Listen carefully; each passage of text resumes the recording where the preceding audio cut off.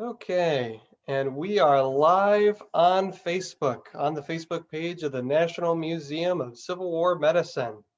Hello, everyone watching with us out there. My name is John Lustrea. I'm the Education Coordinator here at the National Museum of Civil War Medicine, and it's great to be with all of you on this Tuesday afternoon. I hope you're having a great start to your week so far. And if you're tuning in to watch us, I'm hoping your week's going to get even better than it already was, because we're very excited today to have Brian Miller with us. Welcome, Brian. Thanks, John, for having me. It's good to be with you. Yeah, so we're going to talk about his book, Empty Sleeves, Amputation in the Civil War South. It's going to be a great conversation. I know I'm looking forward to it. Before we begin, just want to give you all a chance to like the stream and share the stream so we can get more people joining in the conversation with us. That always helps. It's always fun to have more people. And go ahead at any point during our conversation today. If you have any questions, just drop them in the comments. I'll be keeping an eye on the comments, and I'll interject with some of your questions as we go along. Um, if you enjoy these videos, again, like I said, like our stream, share the stream. That helps us a lot. But what also really helps us, if you become a member of the National Museum of Civil War Medicine. We've been so privileged to bring you content throughout the pandemic, and one of the main ways we're able to do that is thanks to our dedicated members. So for as little as $25 a year, you really help the museum and let us keep doing what we do. So if you're able to do that today, that we'd be incredibly grateful. So with all that said, let's go ahead and get into our conversation.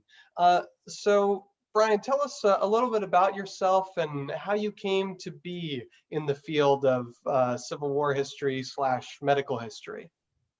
Uh, well, uh, my love of the Civil War goes back to my childhood, actually. I grew up in Pennsylvania, even though I live on the West Coast of the country now. And I feel like we spent a lot of my summer vacations going to random different Civil War battlefields. I've spent quite a bit of time at Gettysburg. Of course, you can imagine any kid growing up in Pennsylvania, you're going to have your school field trips to many of these locations. And I remember one summer when we went to Gettysburg, the National Park Service used to do these nighttime programs. And this one in particular was in an amphitheater over along the second day line where the Confederate Army was. It was like an outdoor amphitheater. And the presentation that night was on Civil War medicine. And the park rangers who did the presentation had like a surgical kit, and they were holding up the different saws and tourniquet tools and all knives. And it was just for little kids who were tired after a long day traipsing around the battlefield. It was kind of some pretty fascinating stuff to see these items and hear them sort of explore what this item did to the human body in the midst of in the aftermath of a battle. And I think that presentation sort of was always lodged in my mind. It's funny how you think back on these events and you have these certain things that really trigger that fascination about a particular topic. On a different trip, we ran into an old national park film. I believe it was at Chickamauga battlefield in northern Georgia, where it discussed the life of John Bell Hood, who was one of the Confederate commanders there, and explained how, as a Civil War commander, he was a double amputee. They literally had to tie him into his saddle in 1864 and 65 when he was commanding the Army of Tennessee.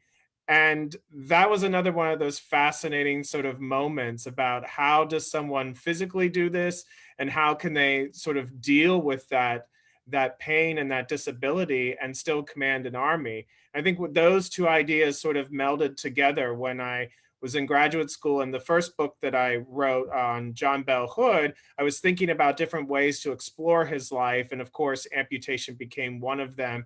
And after you start getting into research, you get in the weeds a little bit, you just find endless pieces of stories or information that really sparks an additional interest, which led me to do a larger exploration of Civil War medicine, particularly related to amputation in the South.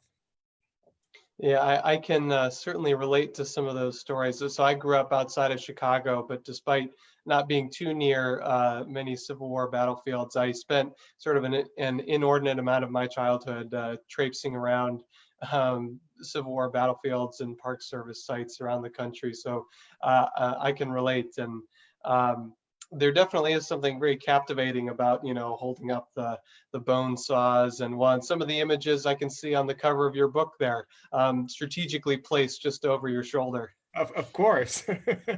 I've seen a few Zooms over the last few months, as you can imagine. So That's right. That's right. Expert level there.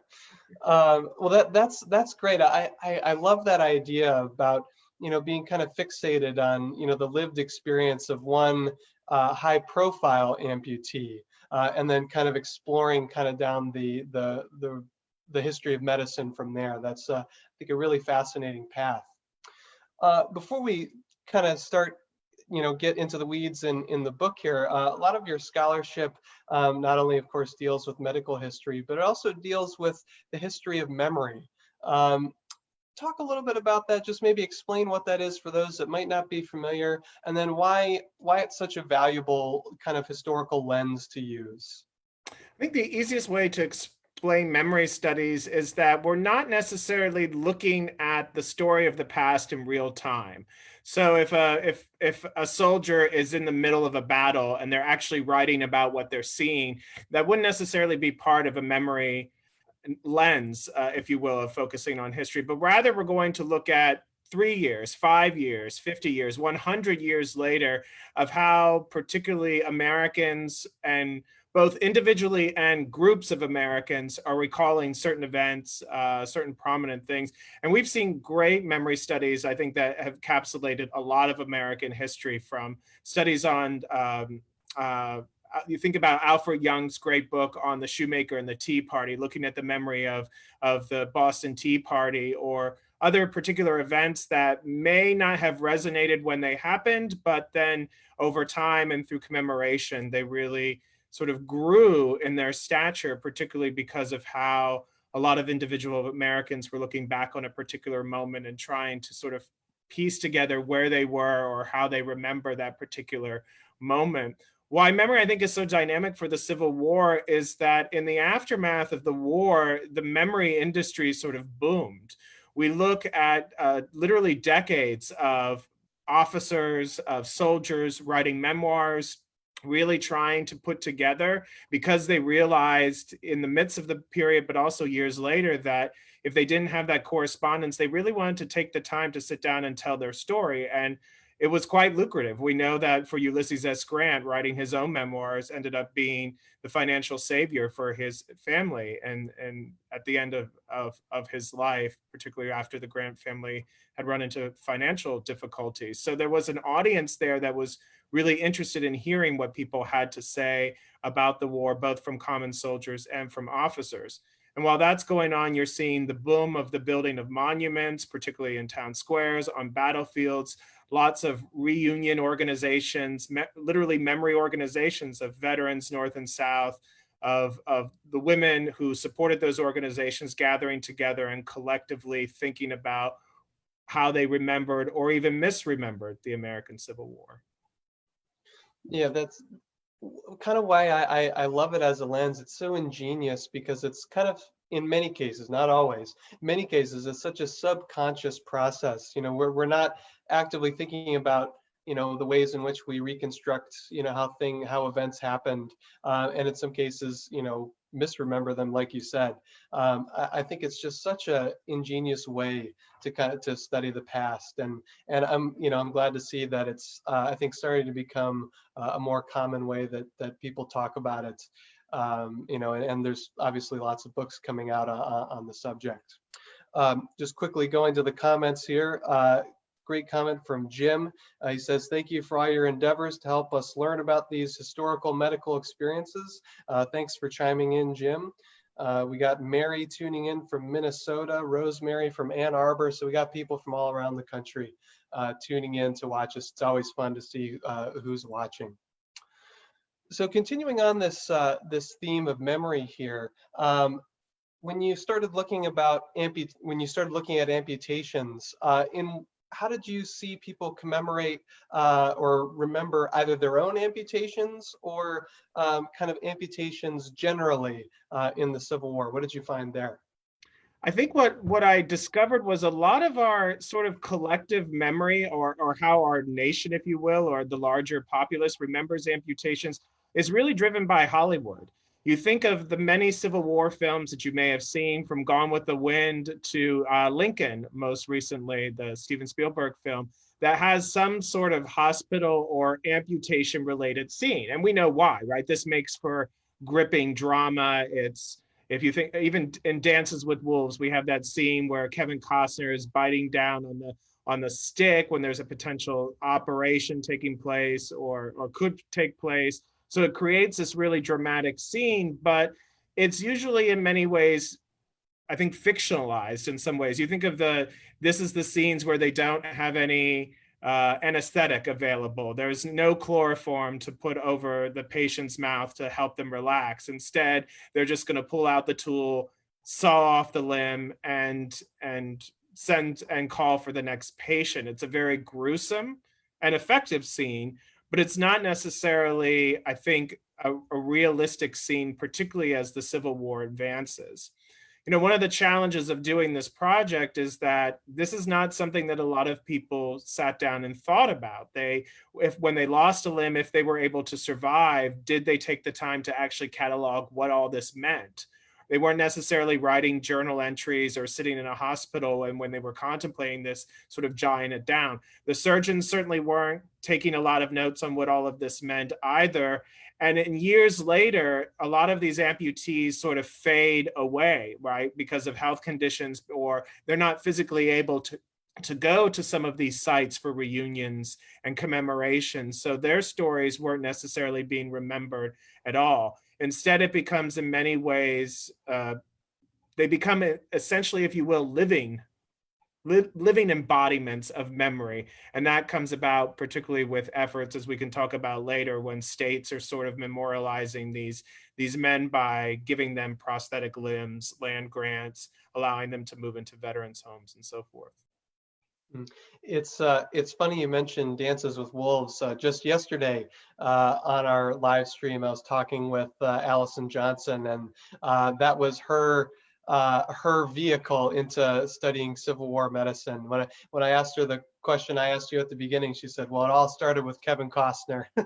So Dances with Wolves getting a lot of runtime this week. And I think I watched it as a kid because of the wolf in it, so I wasn't so it's funny how we come to those films for different reasons, and how they sort of stick. That one particular part will stick in your mind. Yeah, absolutely. I agree. It's funny to notice that, and then you also critically point, much of our perception of amputations is driven by Hollywood, and in almost no cases is anesthesia present. And if you want to learn more about all that, we'll undoubtedly talk more about it today, I'm sure. But we have a whole video on our Facebook page. You can also find it on our YouTube channel, solely dedicated to anesthesia in the Civil War. So if you want to do a deep dive on that, if you're shocked by the fact that this existed, go check that out. So for those here that might be shocked to learn that anesthesia existed during the Civil War, why don't we talked a little bit about how it's remembered. Talk us through maybe what an amputation was like, and since the subtitle of your book is Amputation in the Civil War South, talk about how it did or maybe it didn't differ from amputations in the North. It's they were pretty similar between the two sides, but it was more of an evolution, if you will. Early on in the Civil Wars, you can imagine the medical corps was very rudimentary at best. There weren't a lot of medical professionals that were literally available to do this sort of work. You can imagine your frontier doctor or your family doctor that you may have had as a patient before the American Civil War. This is not something that they would have done extensively.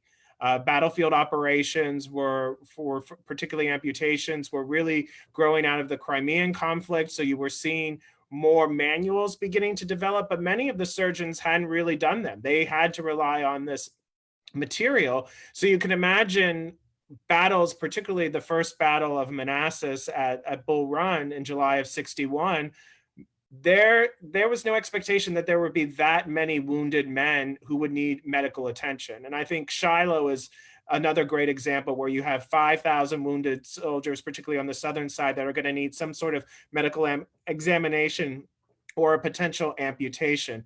So this is where I think we can find some credence in that Hollywood depiction that it was hurried. They didn't have enough staff. They were really creating makeshift hospitals using whatever locations they could have, whether one popular one was to take a door off of its hinges and place it down so you had a flat surface that could either be elevated up on some sort of, or even, tree stumps that you could actually balance it onto to create a makeshift operating table. But as time passed, you'll see more professionals come on board, they become educated, and you see a greater, deeper proficiency of how these amputations were done. There was usually a team of 3 individuals. The surgeon would come in and examine the wound and make that decision based on what he thought. A lot of times it was based on where the wound was. Sometimes there was consultation with the patient, sometimes there wasn't, and the surgeon would make that decision, and then one person would sort of give the chloroform, which was usually readily available. There were cases where it wasn't, and then they would give them maybe a shot of whiskey or something to bite down to calm the nerves. But chloroform was readily available, usually later in the war, where you put it at a distance. I mean, the medical manuals were very clear on how much space needed to be between. So when you breathed in the vapors, it created that relaxation sensation without over a potential overdose, which could be deadly. And then after the wound would be examined, it would be, of course, the surgery would take place, and then the aftermath, whether it was a sewing that needed to be done to create the stump.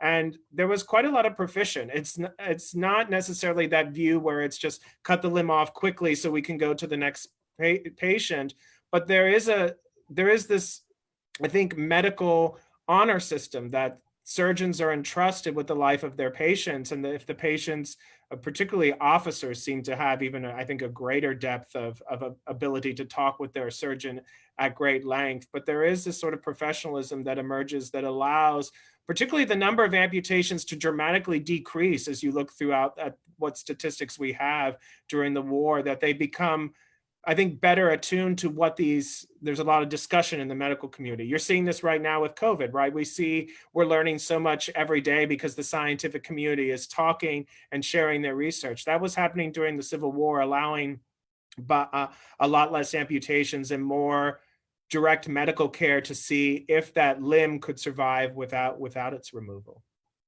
Yeah, that's such a great point with the comparison to COVID and the way that scientific research kind of evolves. These things don't change instantaneously overnight. This sort of learning, discussion, debates, peer review, and all that sort of thing. I mean, it looked a little bit different in the Civil War, but by and large, the process is similar in that, they're trying to get better at what they do. I mean, they're trying to save human lives. That's in that sense, they're all on the same team.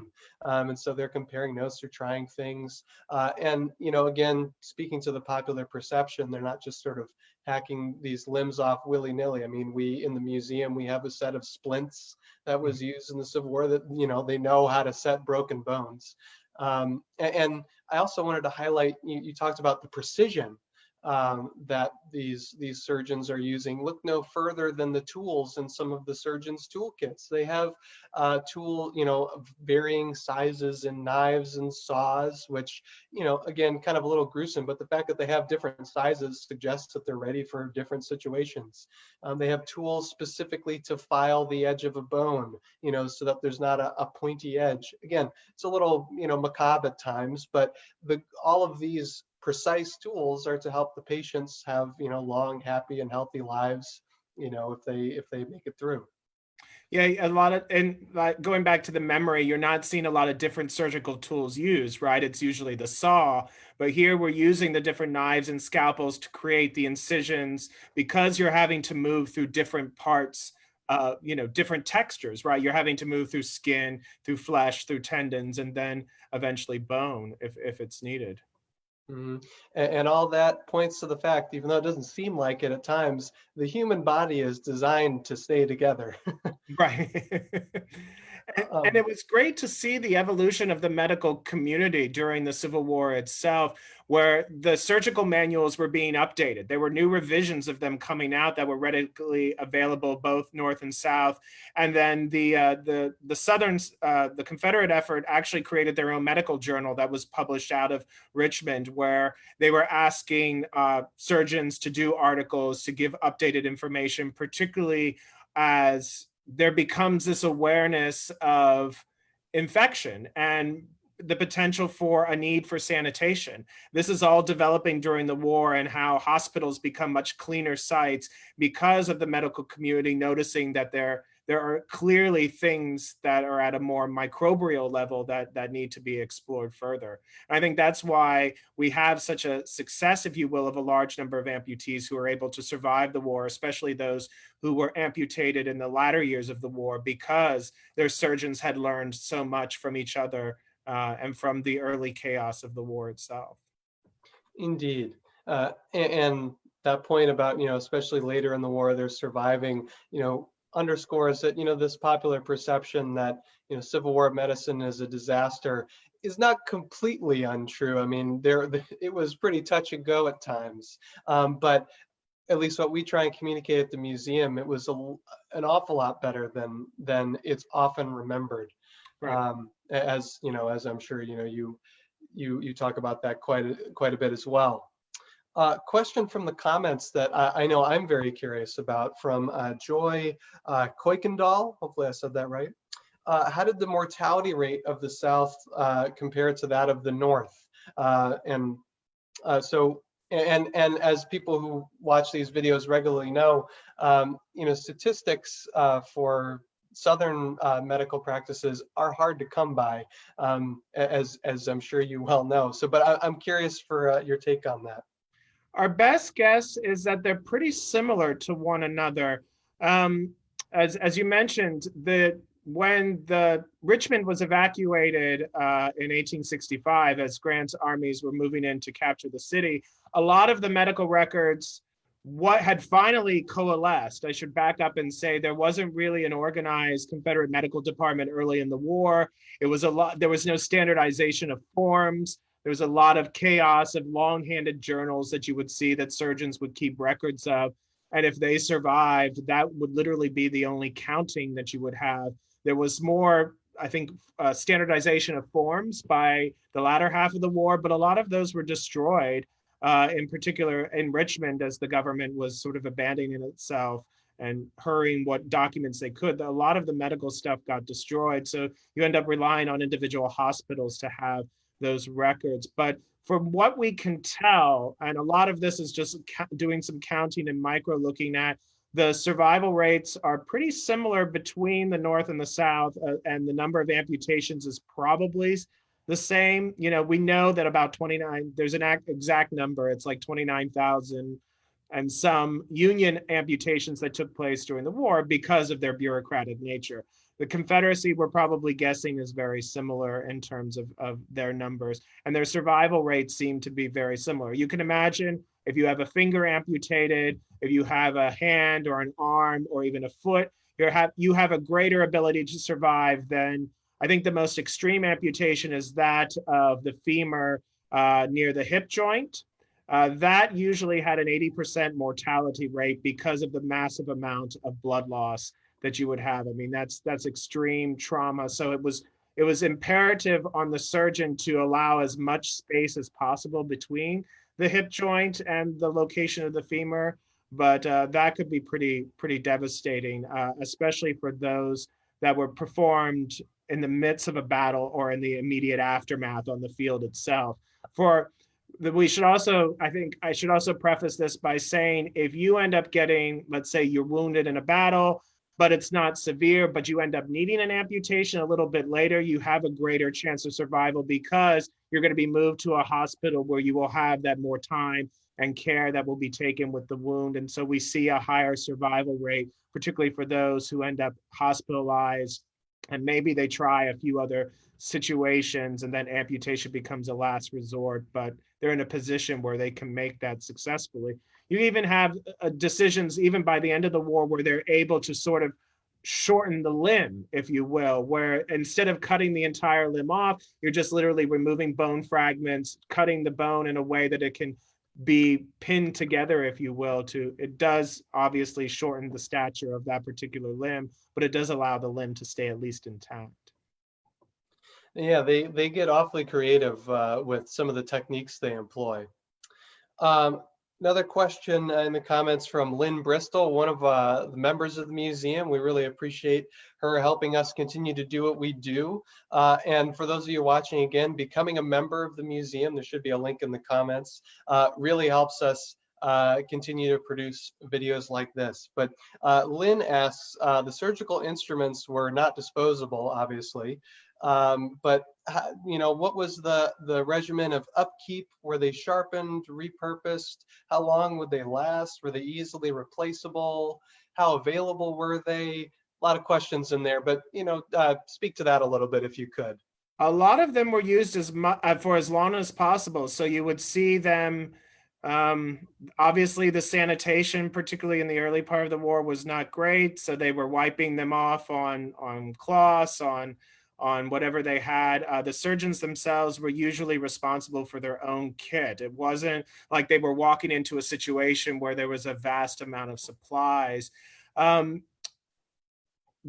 specifics, though, in terms of their availableness, I'm unfortunately I'm not aware of that. I know that there are a few cases during the war, during raiding parties, where particularly I'm thinking of Stonewall, Thomas Jonathan Jackson's men, when they're doing some of their raids in 1862, and then when there's further raids through the Shenandoah Valley in 1864, some of the things that they are looking for are some medical supplies, chloroform, bandages, those sorts of things. You can imagine as time passes, and if a tool breaks, you're not going to have the availability to replace that very easily unless you're stationed in a hospital. But for those on the battlefield themselves, a lot of times they're relying on their own tools and need to carefully maintain them as much as possible. So you're not going to see a surgeon be very careless with their instruments. They're going to take the care knowing that they're going to need them for the long haul. Yeah, and I can't speak too much to the availability either, other than I don't think it was terribly common for the governments or the medical departments on either side to provide instruments for the doctors. I think more often than not, it was their own personal kits that they had. So in many ways, it's sort of incumbent on them to kind of upkeep them, make sure they don't break, and I guess replace them as necessary. That would be my take, my kind of educated guess based off what I've read. And there's still a rarity. It's for those of you who like to collect Civil War items through auctions and so forth. It's hard to find complete surgical kits. A lot of even museums that you'll go to that sometimes have them will be missing a knife or two here and there because of whatever extenuating circumstances happened upon the surgeon. Couple of quick questions here from Martin Quinn. Number one, were instruments sterilized between surgeries? That would be no. Haven't quite discovered germ theory yet. They may kind of wash it around in some water and wipe it off, but short answer is no. That's And then follow-up question, how was post-amputation pain dealt with? And one of the medicines that was commonly distributed were various opium-based medications, morphine, opium, laudanum, which is a mixture of opium and alcohol. So they're actually pretty good in the Civil War when it came to pain management, but germ theory, not so much. Yeah, what's fascinating about this idea of pain medicine and regimens, and we can imagine for some how difficult it is. There's not much of a historical record here. It's not something that folks would actually actively have been writing about. It would have been something that would have been pretty private and personal between the amputee. We know I've been able to uncover some cases of individuals who had a lot of pain with their prosthetic limbs as they were being fitted, and the options that they were given for those, that it was just too painful, that it created too much of a wear and extenuating pain for them, that they just didn't use the prosthetic limbs as much as they would have liked to. But it's not something that I think is readily available in the historical record, especially pertaining to the South. I know that some historians have been currently working on looking at a drug abuse and usage during the Civil War, and we'll probably see more of those studies coming, especially from the northern side, because the records seem to be a little bit more complete. But I think that's a really great question, because we can imagine, especially for those who were dealing with long days of work, of manual labor after the war, or just soldiering during the war, how that would, of course, ingratiate upon them constantly, if you will. Mm-hmm. And one of the historians that I think you're thinking of is Jonathan Jones, who has a forthcoming book. He's sort of turning his dissertation into a book about opium-based medications and their abuse in the post-war period. And we had him on one of our live streams earlier a few months ago, so you can find that on our Facebook page and YouTube channel. It's a great conversation. Would definitely recommend checking that one out. So we've been talking, a little bit about, of course, medicine in the South. We've touched a little bit on the kind of challenge of kind of finding this information. As someone that, works with Civil War medical history on a regular basis, I'm very curious. Talk a little bit about, what sources you found to be particularly useful. Where did you go to find this information? I went everywhere, quite honestly. This was a long project. It took over a decade of going to as many different archives that are located, particularly in universities across the South. State archives are enormously helpful, particularly when I was putting together the discussions of the post-war period, looking at state records, legislative records.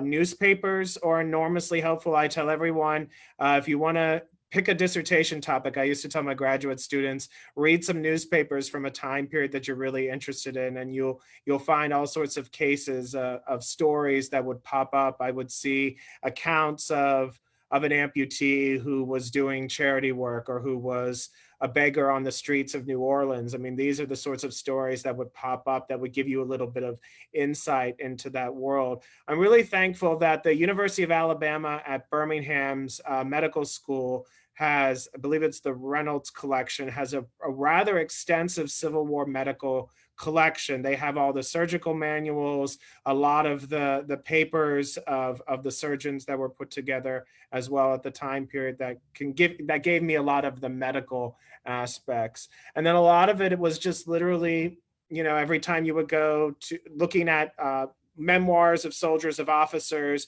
of doing literally Google word searches for anything related to amputation to see if they had something to say. And of course, Google Books in many ways, particularly the old memoirs, a lot of them can be searched there. So you can look up some of these and then find which particularly archives may have the entire memoir available to give you those insights, because it's certainly not something that was readily talked about extensively.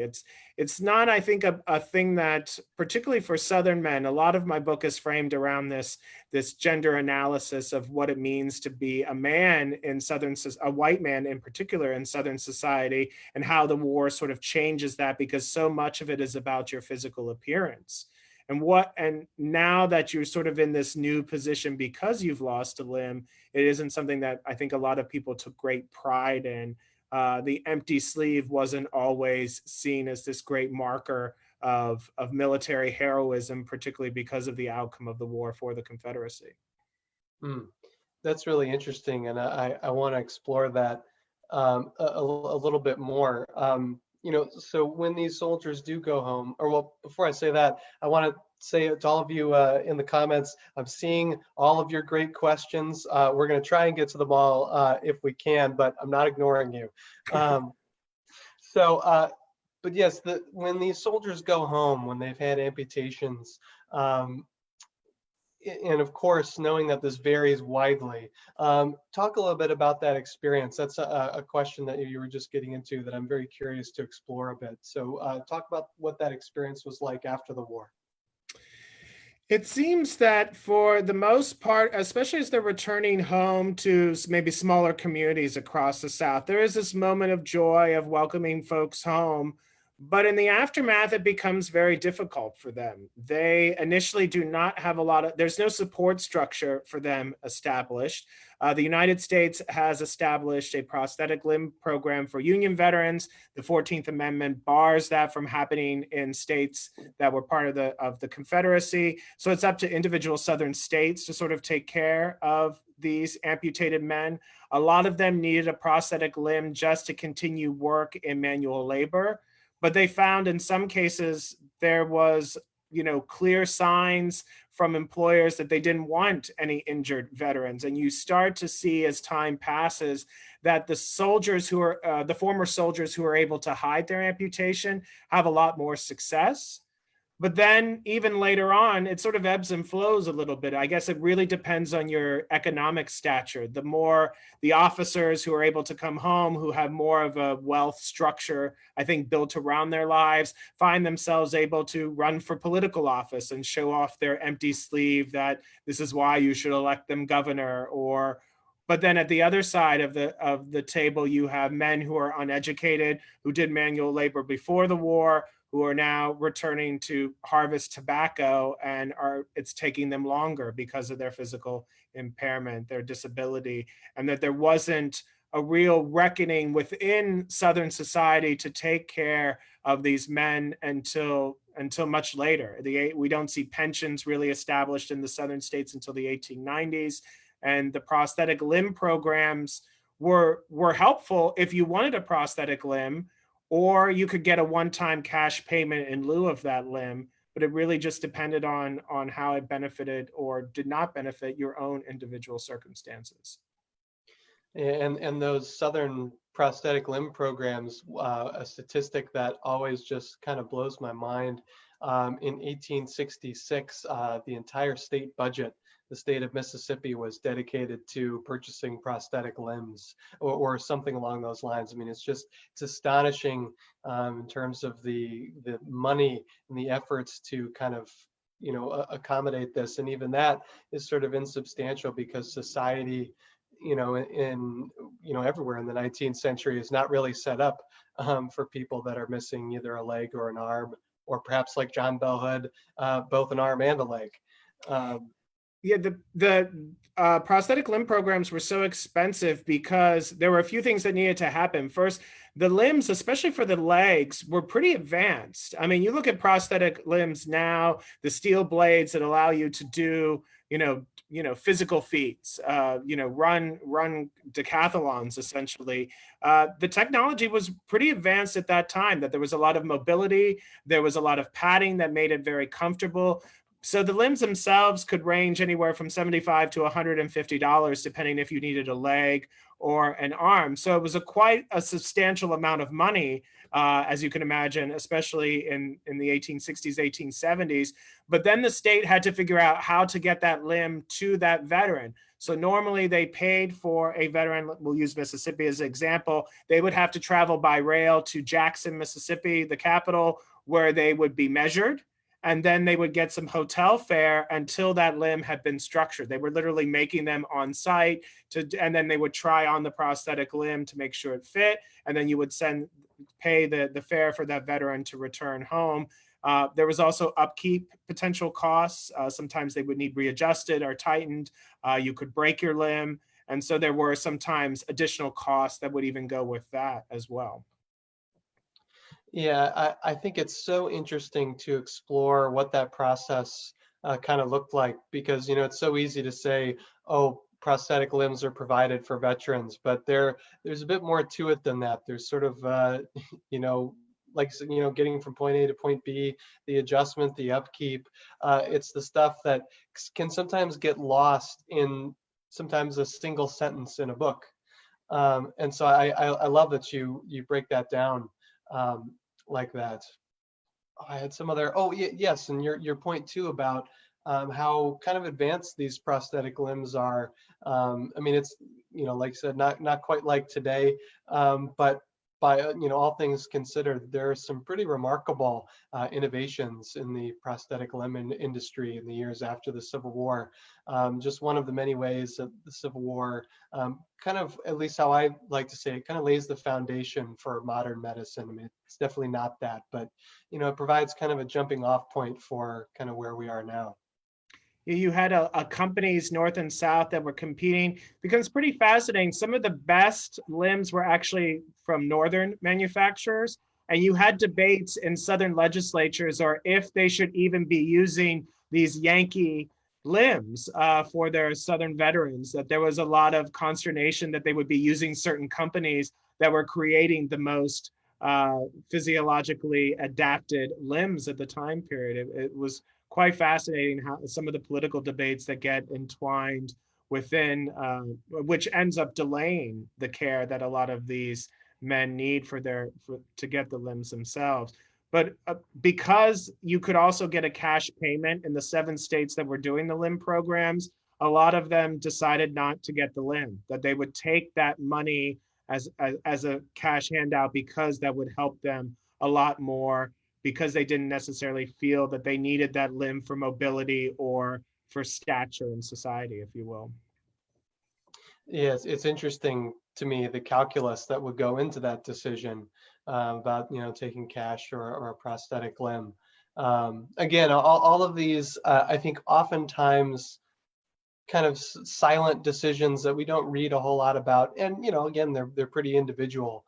So it's hard to find writings of people talking about exactly why they made the decision they did. I mean, you do find that, I would imagine, but I think all this is fascinating, trying to kind of get in the mindset and kind of finding out what this was like. We've talked a lot about the experience of patients during and after an amputation. In the book, you have chapters focusing on both women and the surgeons. What do you want to say about either of those groups or both? I think what's so fascinating about spending some time looking at the female perspective is that for a lot of the first interaction that a potential amputee would have would be with a nurse, and they would have those conversations. And you're seeing lots of great cases of stories, of anecdotes and journals and diaries about the role that women play in sort of beginning that transition of an injured patient who is now having to make this decision. There are great stories of veterans who are injured, but they're worried about how their potential wives, sweethearts back home will view these injuries. Will they see them as noble? Will they still want them? And so in some ways, the women who are working in the hospitals become the sounding boards. They have to, in some cases, reassure. And you see that usually across the board, that the nurses give a lot of reassurance. They're there for comfort, but to also say it'll be okay, to help them in that particular transition going home. It sort of changes that notion of how households are structured in the South, both before and after the American Civil War. You can think about the patriarchal household where wives and children are supposed to be dependent on the husbands and the male heads of household for care. But now that male head of household is injured, and they will now become dependent on their wives for physical mobility, for maybe even potentially economic assistance, for doing daily tasks that become problematic when you return home as a disabled individual. And I wish there would be more instances of those stories being told. A lot of those things become private, if you will, within the households, so we don't get a lot of sense of the struggle that the women are going through as they are assisting their husbands. There are some court cases, unfortunately, of where those men are lashing out physically through domestic violence against these women, particularly because of the current state they're in. I'm sure we'll see more studies along the lines of the role that potentially drug abuse or alcohol, because of their injuries that they were constantly dealing with, plays into that. I think that's certainly an area that I think more historical exploration could certainly develop. Yeah, one of the stories that we highlight in the museum is that of Union soldier Peleg Bradford. And he has his leg amputated, and he grapples with those exact same things about whether his, sweetheart will still love him, and all that. And good news for Peleg, it works out for him. He gets a prosthetic limb and has many children after the war. But yeah, that absolutely is a theme that you see. Want to transition to some of the questions and the comments here. Interesting one from, and many of these will take us back to the battlefield. Question from Daniel Sharon. Amputations occurred at both the frontline field hospitals and behind the lines at convalescent hospitals. Was there a different thought or decision process made at these two types of hospitals regarding amputation?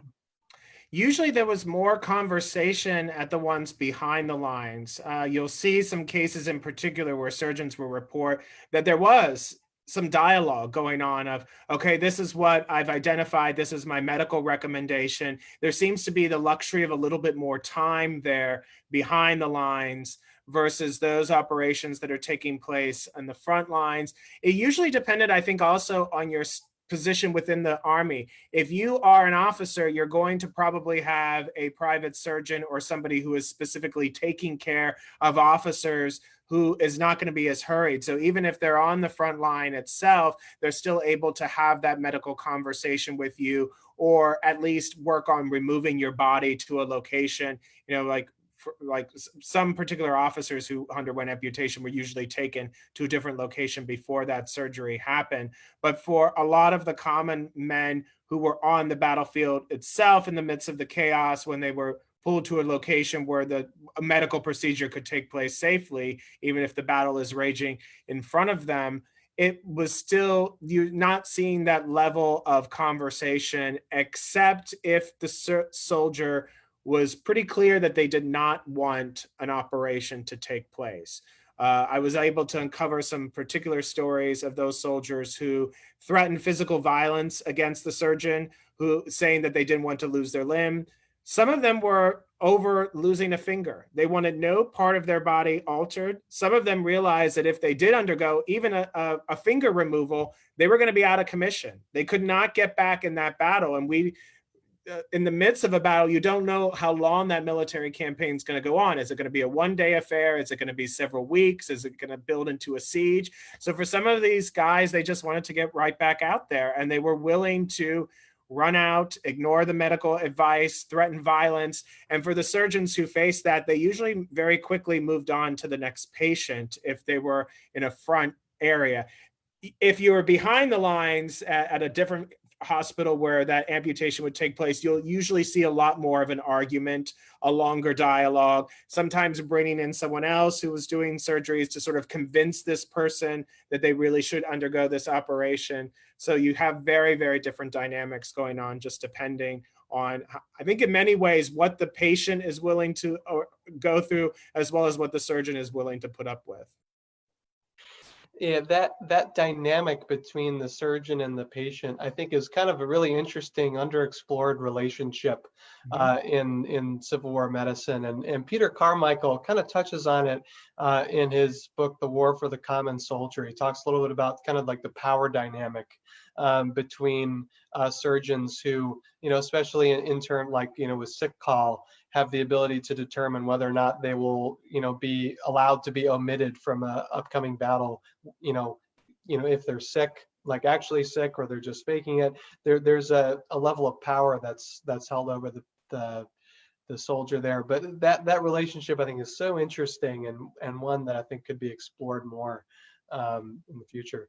Absolutely. Yeah, you think of like an officer like John Bell Hood, who when he is shot in the leg and it results in an amputation, and his amputation was so close to the hip that it was the one that was the 80% mortality rate. But because Hood had that relationship with that surgeon, there was sort of this dialogue that there's this, I think, a deeper level of respect. You'll see that with some of the when Thomas Jonathan Jackson, when Stonewall Jackson loses his finger and then his arm, that conversation is happening with his surgeon. You don't get that level of trust, I think, between the common soldier and the surgeon that they're meeting for the first time in the midst of chaos, particularly because some of those soldiers are having their view of medicine being warped by the experiences around them. You can imagine if they're hearing the cries of the wounded, if they're hearing screams of pain. I don't want to get too macabre here, especially if people are having lunch, depending on where you are in the country watching this, but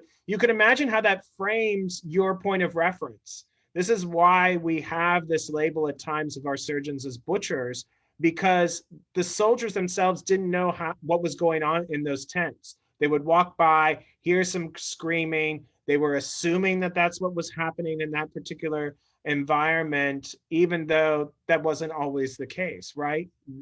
Shouts and screams are sometimes natural ways of releasing pain, right? If you've gone through physical therapy, you've probably done a stretch where you're like, and you scream a little bit, or you really grunt. You can imagine that the body is going to react in different ways. And when you're seeing that from the outside and then find yourself in that same position, it's no wonder that that level of trust may not be as deep than that surgeon that you know on a regular basis, or we think now, a family doctor who you've grown up with for years, you're going to trust their medical advice rather than someone who is seeing you for the very first time. Yeah, that's a great point.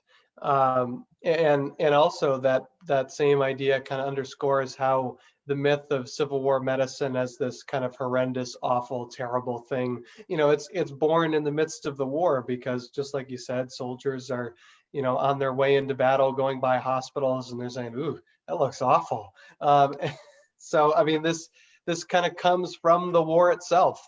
And again, there's plenty of truth to that Civil War medicine, it's not great, but it's a little bit better than it's sometimes given credit for. I think people should think about what the term butcher actually means. And this is why our surgeons get labeled with it, and why it's been carried on in popular memory of the medical corps for years. I mean, you'll still see prominent historians writing about surgeons and calling them butchers. It's because I don't think the surgeon or the soldiers, the patients, had any other frame of reference.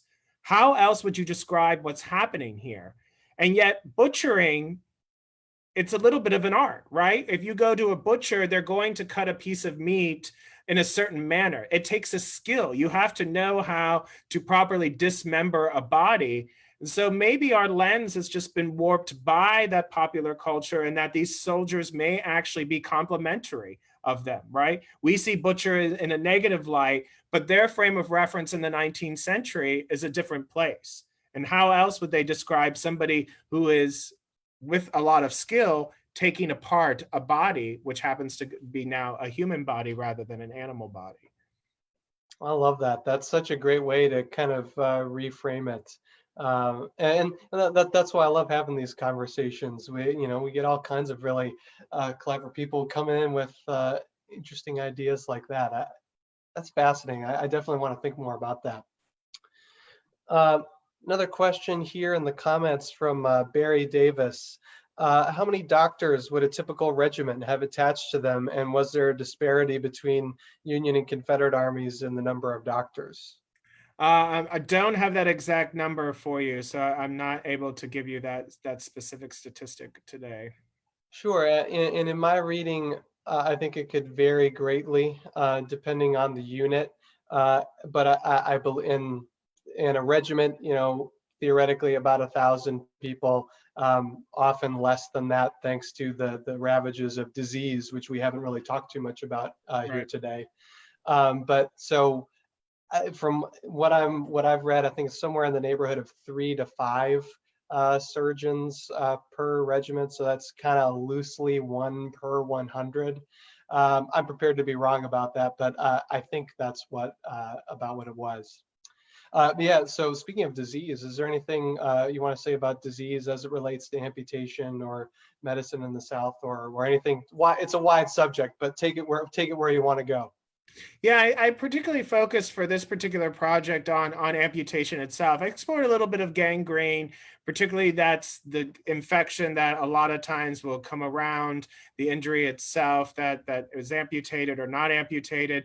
This results in all sorts of interesting treatments, from acid burning of flesh to just, because there is no sense of antibiotic treatments at this particular time period, it becomes something that's enormously difficult for the surgeons to sort of figure out how best to stay ahead of these injuries. And especially the longer that some of these men laid on the battlefield injured, the worse that gangrene condition could get, making it all but certain that the limb was going to have to be removed. There was particularly there. Interestingly enough, there was an understanding, even though the germ theory wasn't there, that if this infection is allowed to continue, it will have multiple ramifications on the body going forward, as that infection will spread to different locations. So there does seem to be, at least in that regard, a sense that if it looks pretty bad, it's got to go as quickly as possible. And usually most of the patients that I came across who were given that option understood, especially those who went through some of the acid burning treatments. Mercury was used. I mean, they were trying all sorts of things, just which we now know shouldn't have been used either. But you can imagine in an experimental world, if somebody is insisting that that limb remain, to do everything that they can to ward off infection. Some of the hospitals, particularly by 1864, are very aware that dressings need to be changed, that hospitals have to have as very sanitized conditions as possible, right? Kept clean, linens constantly washed and changed. And that becomes, I think, one of the greater success stories as you're seeing time pass, that is preventing at least some of these large scale infections from breaking out and ravaging through a particular hospital ward. Yeah, it gets back to that point that we talked about earlier about how they're observing what how their treatments are effective or not effective, and they're adjusting as time goes on. They're learning quite a bit over the course of the Civil War. Well, we're coming to the end of our time here, Brian. This has been great fun. I know we haven't gotten to everyone's questions in the comments, but and we've just scratched the surface, I know, of everything you talk about in the book. So please, if you enjoyed our conversation today, consider picking up a copy of Empty Sleeves, Amputation in the Civil War South, strategically placed over Brian's shoulder there. It's a great read, and I would highly recommend it. Thanks everyone for tuning in to us today. It was a pleasure to be with you on this Tuesday afternoon. If you enjoyed the video today, please share it. Tell your friends about it who you think might be interested. And please consider becoming a member of the National Museum of Civil War Medicine. You can find a link in the comments as to how to do that. It really helps us continue to bring videos like this to you. So thank you so much, Brian, for being with us today. It was good fun. Likewise, John. Thank you so much. All right, so we will we'll be back again with another live stream next Monday at 4 o'clock. We're going to be talking about dying soldier poems. So it should be an interesting discussion. So we'll hope to see you then. Until then, this is John and Brian signing off.